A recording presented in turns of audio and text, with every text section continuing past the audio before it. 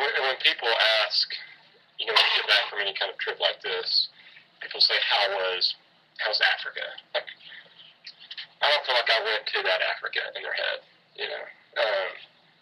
like we were in a village within a corner of a country, within a corner of a continent, within a corner of the world, And so we really just, besides working with some different development leaders, we developed relationships with 4 individuals. It's like through the communication revolution, we've seen the images of Africa, we've seen images of poverty, swollen bellies, of like blood and dust and civil war, and those have kind of represent Africa. But what we want to say is that there's something more to that, and Africa is not just a place; it's a face. And these are 4 faces that we've met and dialogued with, and this is what we've learned and brought back. We set the whole project up as an exchange, where we teach the Yale some things, our Yale students, and then they teach the American students some things. And so we were going to teach them film, and they were going to teach us about their culture. And so there was a period of 2 to 3 days where each of us stayed with one of the filmmakers. And I stayed with a guy named Victor, who's 21, and is in the 9th grade, has gone back to school after getting sick for a number of years. And I mentioned before, you hear stories about people in Africa not applying themselves and not having initiative. But I've never seen somebody that works as hard as Victor.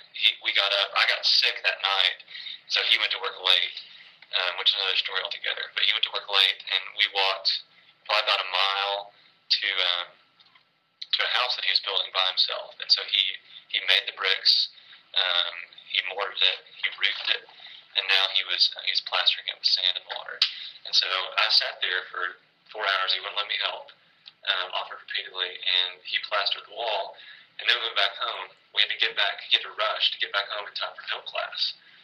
And then after that, I went home with him again, and he went home and he tends the store on the side, which is a bike repair shop in the back. I mean, he's got like 6 jobs that he's trying to juggle, and he's taking care of some of the people within his compound, like his younger siblings. And so just to see how much he was sacrificing to be at our film classes really helped me understand how much people valued it. I mean, he was sacrificing money and time to learn the camera. And I asked him why that was important, and he said, "Well, it's important because the power is in the seeing." That was his phrase. The power is in the seeing, and when people see the way that they're acting, they can change.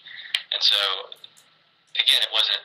At that point, I realized that it wasn't, it's not just, you're always afraid that it's just a novelty, that people are thinking, here's some Americans, let's hang out, maybe we'll get something out of it. Because those are stories you hear about, Americans or Westerners have a reputation for just like hemorrhaging goods and money into the community. So at that point, I was sure that it wasn't about getting something out of it. It was about giving back to the community. And so Victor at this point is passing it on, and he's using film as a tool to confront and to like recreate his community. And so that's how it was working. That was encouraging for me. The powers in the city.